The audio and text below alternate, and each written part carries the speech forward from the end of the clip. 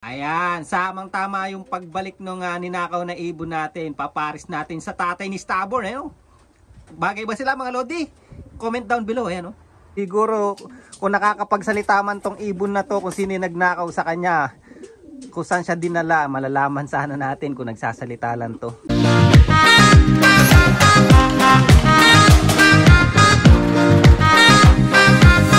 For today's video mga Lodi, yan. Ngiting-ngiti tayo, Happy New Year sa inyong lahat at good news mga Lodi. Kung naalala nyo, nanakawan tayo last time. Ang nawala sa ating ibon is dalawa. So yung 1289 hen ko na blue checker hen na dating kaparis ni Stabor, very consistent hen ko yun at ginawa ko ng breeder. Nanakaw yun. And then na Milikak na anak ni Lady Stabor, nanakaw din yun. Siguro akala niya si Stabor yun na nakuha niya. But ngayon taon, hindi ko alam kung nakakawala ito sa nagnakaw or pinakawalan niya na o tinuturuan niya, hindi ko alam. Actually, last time pa nakabalik tong ibon na to, but di ko lang binablog. Ngayon pakikita ko sa inyo kung sino bumalik na ibon na yon sa dalawa. Samahan nyo ako today. Let's go.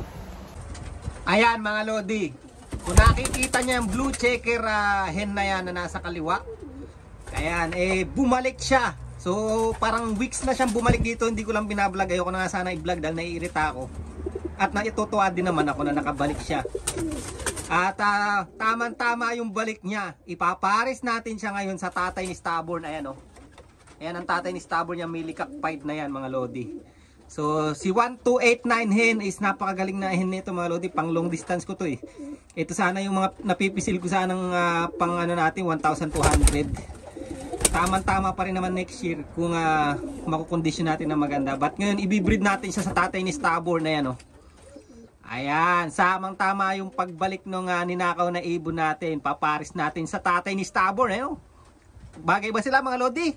Comment down below. Ayan, napakaganda diba? So nakakatawa lang. Bumalik na siya. Pero ang masakit, kaya siya naiinis pa rin ako kahit na bumalik siya. Pag nagparonda ako mga Lodi, yan, pag nagparonda ako, siya lang lagi ang nawawala. At pagbalik, busog. Ibig sabihin, tinuruan to mga Lodi. Or may inuuwian na iba. Kung siguro, kung nakakapagsalita man tong ibon na to, kung sino nagnakaw sa kanya, kung saan siya dinala, malalaman sana natin kung nagsasalita lang to. Dahil talaga pag nagparonda ako mga Lodi, lagi siyang hindi pumapasok, lagi siyang huli. Yan, pagbalik pa, busog pa yung ibon. Kaya talaga yung nagnakaw, dyan lang sa tabi natin. Tiga dito lang talaga mga Lodi. Alright, paronday natin tong mga to.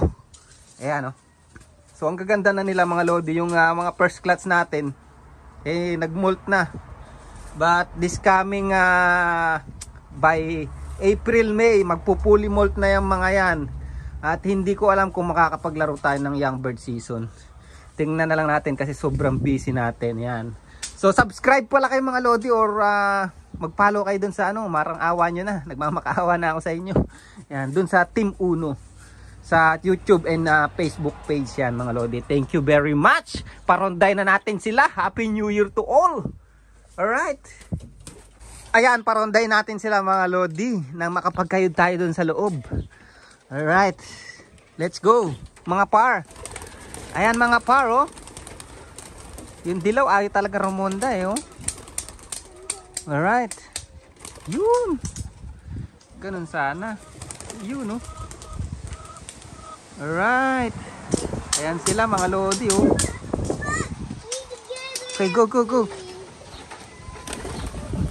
Yun, lipat na, ronda na. Mahihain tong dilaw na to Bababa. Yung iba ayaw pang puro ka na lang papogi. Ayan yung yellow natin puro na lang papogi. Ayaw pang lumipad, di sumasama sa ronda, puro bubong lang. Ayan. Ito na yung mga kamote natin Ayan, na-exercise tuloy sila ng di oras. Asan si 1289? Ayun, nandun pala, mga Lodi. Kala ko umalis na naman Ayan, ngayon lang siya ganyan na nagparonda ako na hindi umalis. Pero normally pagka nag-open loop ako, naku, nawawala mga Lodi. Pag uwi, busog na. Ayan si Lady Stabor natin, saka si paring Stabor mga Lodi. Ayan, nalalaki na ng anak nila, nakakatuwa. Isang blue bar, isang mili uli. Ha! Isang clutch pa, happy na ako. Medyo hindi na tayo kakabahan sa next season. Basta meron tayo nitong ano, yung line ni stubborn, okay. Makunat mga lodi. Yan, pero yung mga breeder ko ngayon, puro outcross. Yan, ang tinira ko lang talaga si Lady Stubborn at si Wellsport. Ayan, ayun lang yung mga original na breeder ko. But may mga bago tayong breeder at hindi ko pa nabablog. Ipakita ko sa inyo sa susunod. And then try din natin yung mix ng tatay ni Stubborn. Dun kay 1289 hen. Buti na lang nakabalik yun. So, sobrang lungkot ko nung nawala yun mga lodi. Siya pa yung nanakaw. But yan, pag hindi talaga para sa'yo, yan. Ayan, talagang di para doon sa magnanakaw, yung para sa akin talaga ibon na yun. Yan, shout out doon sa magnanakaw. Yan, good luck sa iyo. Punta ka uli dito. Pray ka. Yan. Yung ano na yun, magnanakaw, pwede na uli siyang pumunta. Marami na akong mata dito mga lodi. Kahit wala ako dito sa lope, kitang-kita ko na siya. Uy, huwag kayo magsikawin. Maya na. Sige na, papasukin ko na itong mga to. Naka-ready na kasi mga pagkain natin, oh. Kinain na nila, oh. Ano tayo? Doon. Kulit. Yan na, pasukan na mga lodi. Pasukan na.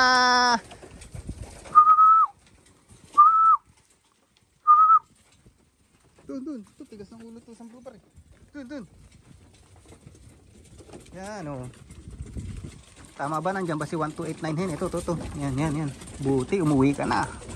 Madadali ka tuloy ng tatay ni Stubborn ngayon mga lodi. Alright. Simple lang ano natin mga lodi. Yan, nakapagkayod na rin tayo kahit paano. Sa susunod magpa-blasting ako para mawala yung mancha. Pero okay naman yan. Sabi nila pag daw ganyan yung droppings ng ibon, yan, nagpupulbos na ganyan, okay daw yung condition niyan mga lodi. Dapat ganyan. Nagpupulbos, namumuti yung ano nyo, yung lock nyo. Ayan. Alright.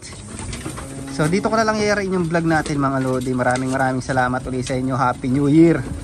Ayan, tingnan natin kung ano yung kabanata natin. Pero ayan, pagpopokusan ko talaga yung long distance next season. Ayan. Yung young bird, medyo hindi ako masyadong kwan sa young bird dahil nga magiging busy tayo sa darating na mga buwan. May mga goal tayo na dapat i-priority.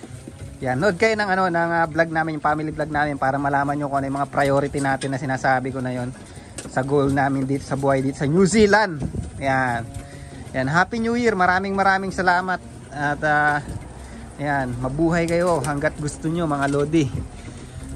Walang breed lang ng breed. Yan, di ba? Tingnan mo tong isa yan, nahuli. Oh, di wala ka nang kakainin ngayon. Ganun lang ang buhay, oh. Ngayon nagmamadali siya, wala na siyang kakainin. Alright, so dito ko na rin yung vlog natin. See you next vlog na lang. Kamukha ni yan, so bumalik na sa atin, hiniram sa atin yan yung blue bar white flight na yan. Bali kapatid ni ni Wellsport, kamukha lang mga lodi. Ayan, okay na mga lodi, salamat.